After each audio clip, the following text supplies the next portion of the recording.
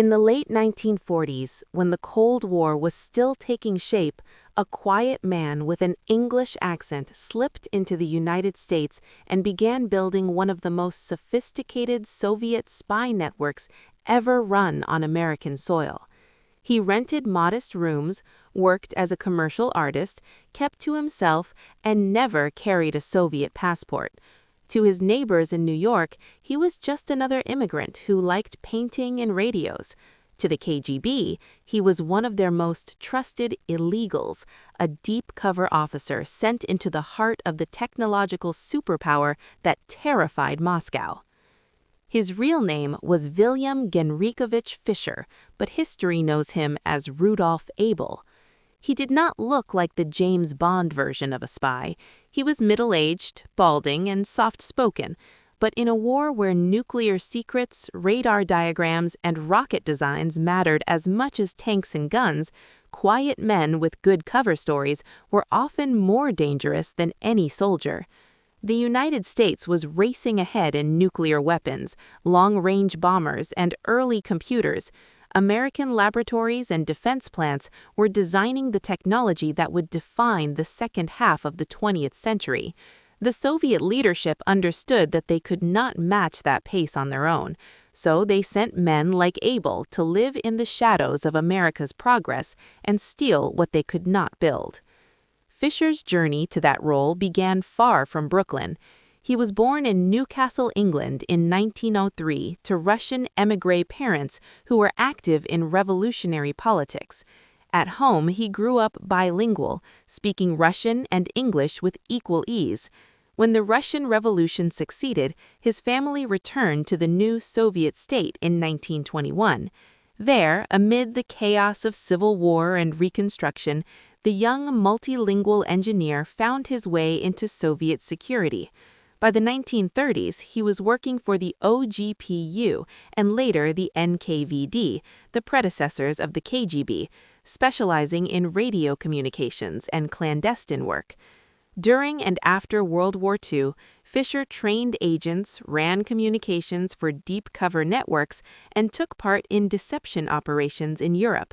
He learned how to build radio sets from scratch, how to send and receive encrypted traffic, how to construct false identities, and how to live a double life.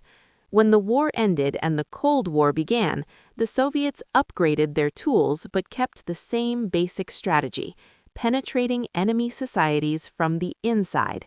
In 1948, the KGB chose Fischer for one of its most sensitive tasks.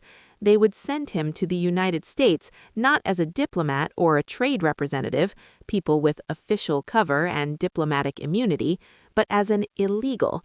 That meant no Soviet documents, no embassy protection, no obvious link to Moscow. If caught, he would face American courts like any other foreign criminal. The journey was complex. Fischer traveled under forged documents through Europe and Canada, slipping across borders with no fanfare. By the time he settled in New York, he was no longer William Fischer. He had cycled through several legends and would eventually adopt Rudolf Ivanovich Abel as the name by which Americans would know him. His base of operations was not a secret bunker or a hidden compound. It was a regular city. He rented a small room at the Hotel Latham in Manhattan. He set up a studio in Brooklyn where he posed as a commercial artist and photographer. He walked the same streets as American engineers, soldiers on leave, and office workers. When he went out, no one saw a colonel of the KGB. They saw an older man who seemed to mind his own business. Behind the normal facade, he built and ran an intelligence network. His job was not to break into labs himself or hack machines. This was long before computer hacking. His job was to manage agents and couriers, to receive the secrets others passed, to code and transmit them back to the Soviet Union, and to maintain secure lines of communication. He worked with what Western sources later called the volunteer spy ring, a loose constellation of sources that had access to military, industrial, and sometimes atomic-related information. Some of the people he handled or supported were motivated by ideology. Others by money, others by personal grievances. For Abel, their motives mattered less than their access. The tradecraft he used reflected both the ingenuity and the limitations of Cold War espionage. To move information physically, his network used hollow objects, coins, pencils, bolts, bits of furniture. A famous example would later be known as the hollow nickel. A young newspaper boy in Brooklyn received a nickel that felt strange and dropped it. When it cracked, it revealed a tiny piece of microfilm with coded numbers and letters inside. For years, the FBI had that microfilm, but no idea who had lost it or how it fit into the larger Soviet operation. It was a ghost fragment of a secret war. Fisher's radios, built and tuned in his Brooklyn studio, were another key tool. In the era before secure digital communications, shortwave transmitters and carefully crafted ciphers were how distant agents whispered to their handlers. Fisher built his own sets, hiding them in everyday objects. Under the hum of New York's electrical grid and the roar of its traffic, he would tap out encrypted messages that, if intercepted without the key, would be meaningless noise. As the 1950s unfolded, the gap between American and Soviet technology widened in ways that were impossible to ignore. The United States tested more advanced nuclear devices, fielded long-range bombers, and was beginning to explore reconnaissance at the edge of space. American companies and laboratories were designing the technology that would define the second half of the 20th century. The Soviet leadership understood that they could not match that pace on their own, so they sent men like Abel to live in the shadows of America's progress and steal what they could not build. From Abel's position, the United States was both a target and a marvel. He saw the abundance in stores, the pace of construction, the flow of new gadgets and machines into everyday life. To him, this consumer landscape was not simply a sign of wealth. It was a sign of industrial and technological capacity that, if turned fully to military purposes, could overwhelm any opponent. The irony was that the more visible and vibrant America's progress became, the more the Soviet system had to rely on people like him to try to close the gap in secret. For years, his work remained invisible to the American public. The FBI knew the Soviets had illegals on U.S. soil. They knew someone was managing the remnants of wartime atomic espionage. They had that mysterious hollow nickel, but they did not have a name or a face. That changed because of another man, Reino Heihanen. Heihanen was a Soviet agent of Finnish origin who had worked as a courier and subordinate in Abel's network. By the mid-1950s, he had fallen into disfavor with his superiors. In 1957, when he was recalled to Moscow, he feared what that might mean. He chose to defect to the United States instead. When he began talking to the FBI, the Ghost Network gained contours. He told them about the hollow nickel. He told them about his handler in New York, an older man, an artist, a radio expert. Armed with Heihanen's information, the FBI began to look at old puzzles with new eyes. They connected the forgotten hollow nickel to the KGB network Heihanen described. They started watching certain boarding houses and studio spaces in New York. Eventually, they focused on a quiet artist living under the name Emil Goldfuss at the Hotel Latham and working in a Brooklyn studio. In June 1957, the FBI agents moved. They entered his room, searched his studio, and found what they had been hunting for years: radio equipment, code materials, hollow concealment devices, and multiple sets of documents. The man they arrested refused to cooperate. He spoke calmly. He did not try to run. When asked to identify himself, he eventually gave a name that was not on any of the passports in his possession: Rudolf Ivanovich Abel. That choice of name was likely deliberate. There was a real Rudolf Abel, one of Fisher's old comrades in Soviet intelligence who had died before. Using his name was a signal to Moscow. The illegal network in New York had been compromised. For Abel, it was also a way to ensure that, even if he was cut off physically, he would still be known to his superiors and remembered as a loyal officer, not as a man who cracked under pressure. The case that followed became one of the most dramatic espionage trials in American history. Abel was charged with conspiracy to transmit national defense information to the Soviet Union.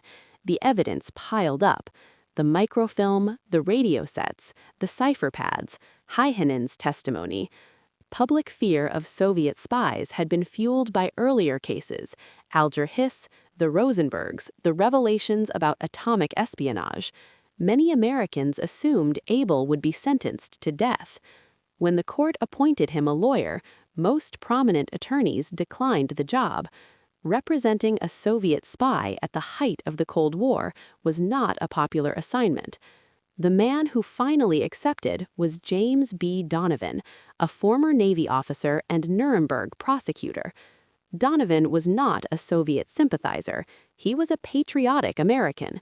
But he believed, very simply, that even the most hated defendant was entitled to a proper defense under American law. Donovan's decision to take the case became an unexpected showcase for American values in the middle of a global conflict. In the Soviet Union, a captured American spy would never have been allowed an independent lawyer to question the state's evidence. The verdict would have been predetermined. In a U.S. courtroom, by contrast, a KGB colonel was permitted to challenge the government's case in open court, with press present and a judge who took the rules seriously. Donovan cross-examined witnesses, contested the legality of the search, and argued that his client, however guilty, should not be executed. One of Donovan's most important arguments was pragmatic as well as moral. He told the judge that the United States might want to keep Abel alive as a bargaining chip. In a world where American pilots flew over Soviet territory in U-2 reconnaissance planes and American agents operated behind the Iron Curtain, it was entirely plausible that one day an American would be captured in Moscow. If that happened, having a high-ranking Soviet spy in U.S. custody could make the difference between life and death. The judge listened. Abel was convicted but sentenced to 30 years in prison rather than death. Donovan appealed the conviction all the way to the Supreme Court, arguing that the FBI's warrantless search had violated the Constitution. The court, in a close decision, upheld the conviction, but affirmed the basic principle that even in espionage cases, constitutional protections had to be taken seriously. Abel began serving his sentence in a federal prison. To the public, he was largely out of sight. To the KGB, he was a reminder of the risks their illegals faced. To the FBI and CIA, he remained a source of frustration, a man who knew a great deal but would say almost nothing. Then, in May 1960, American technology and Soviet air defenses collided high above the Urals. On May 1st, a U.S. U-2 reconnaissance plane piloted by Francis Gary Powers was shot down deep inside Soviet territory. The U-2 represented the cutting edge of American aerospace, a high-altitude jet designed to fly above Soviet air defenses and photograph missile sites with cameras so powerful they could resolve details from more than 10 miles up. The program had given the United States unprecedented insight into Soviet capabilities, proving, for example, that there was no missile gap in Moscow's favor. It was a symbol of how far ahead the U.S. was in strategic technology. The Soviets, embarrassed by earlier failures to hit U-2s, had finally succeeded. Powers survived and was captured. In Moscow, he was put on trial, paraded before cameras, and sentenced for espionage. In Washington, the Eisenhower administration had to admit that it had been flying spy planes over Soviet territory. The world saw, in stark form, the technological and human sides of the Cold War. A sleek American aircraft broken in a Soviet field, and its pilot now a prisoner. Now, both sides had something the other wanted. The United States held Rudolf Abel, a man the Soviets would never admit was a KGB colonel, but clearly valued. The Soviet Union held Powers, a man the United States openly acknowledged as an intelligence pilot. Quietly, the idea Donovan had raised in that New York courtroom took on new urgency. Back-channel communications began. Through intermediaries in East Berlin and other channels, American and Soviet representatives discussed a possible exchange. The negotiations were delicate. Neither side wanted to look weak. Neither side wanted to admit too openly how important the prisoner held by the other was. Yet both sides understood the unwritten rules of this shadow war. Agents captured in the other camp, if they survived, might one day go home through a trade. On the American side, Donovan was pulled back into the story. The same lawyer who had defended Abel now found himself traveling to Berlin, negotiating with East German and Soviet representatives about terms. The CIA joined in, with legal advisor Milan Miskovsky helping manage the details. In the end, the deal expanded. It was agreed that Abel would be exchanged for Powers, and that a young American student named Frederick Pryor, arrested by East German authorities while trying to cross the Berlin sector border, would also be freed. The setting for the exchange was chosen with care: the Glienicke Bridge, a span connecting West Berlin with the Soviet sector of Potsdam. It was a place where tanks had faced off and where the line between East and West could be drawn in steel and concrete. Decades later, it would be known to movie audiences as the Bridge of Spies. On February 10, 1962, in the cold gray of a Berlin winter, the choreography unfolded. On one side of the bridge, American officials brought Abel, guarded but unshackled, toward the center. On the other side, Soviet officials walked with Powers. At a prearranged moment, each man crossed into the jurisdiction of the other's government. Cameras captured their silhouettes moving past each other on the bridge. Just as Donovan had predicted, Abel's life had become a bargaining chip, and it had worked. For Americans watching at the time, and for those seeing the footage later, the scene crystallized the strange morality of the Cold War. The United States, a country built on open courts and democratic decision-making, had protected the rights of a man who had come to steal its secrets, then traded him for a pilot whose mission was to spy on its enemy. The Soviet Union, a country that would never have tolerated open defense of an American agent in its courts, had nonetheless recognized the value of a formal exchange. When Rudolf Abel, William Fischer, stepped off the plane in Moscow, there were no public parades. Officially, he had never existed as a spy. But inside the walls of the KGB, he was welcomed as a man who kept his oath. He was debriefed thoroughly, then quietly honored. Under his real name, he received decorations including the Order of Lenin, one of the highest Soviet awards. He was given work training new generations of intelligence officers, passing on his hard-earned knowledge of how to operate in the alien, accelerating world of American power. He spent his remaining years in the country his parents had returned to with such revolutionary hope decades before. He died in 1971, buried with honors that the public never fully understood.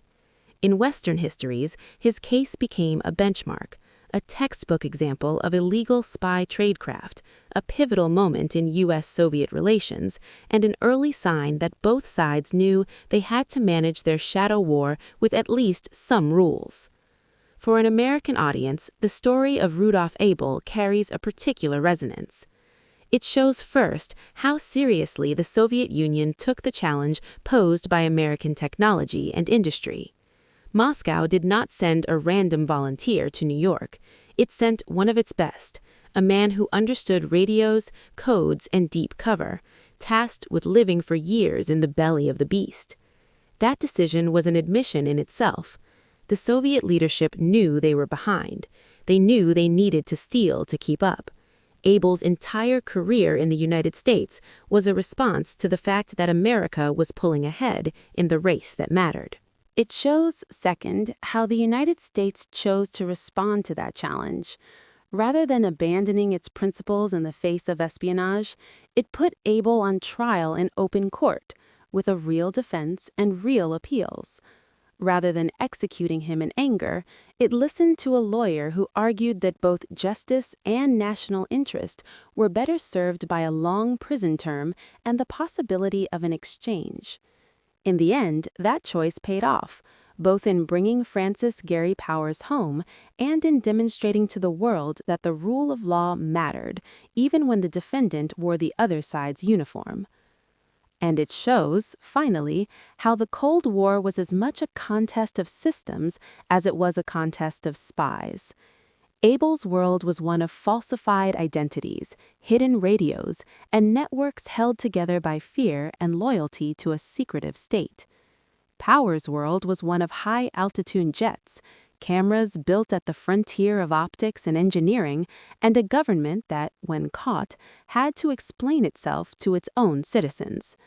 The bridge where they traded places was not just a physical crossing, it was a line between two very different ways of organizing power, knowledge, and loyalty.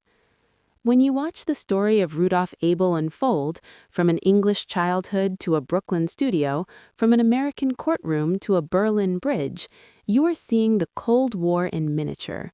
A closed system trying to compensate for its weaknesses by infiltrating an open one. An open system defending itself not only with technology and counterintelligence, but with laws and ideals. And at the center, a single man whose silence, skill, and eventual exchange revealed just how high the stakes were in a world where a hollow nickel or a U2 camera could carry secrets powerful enough to change the balance between superpowers.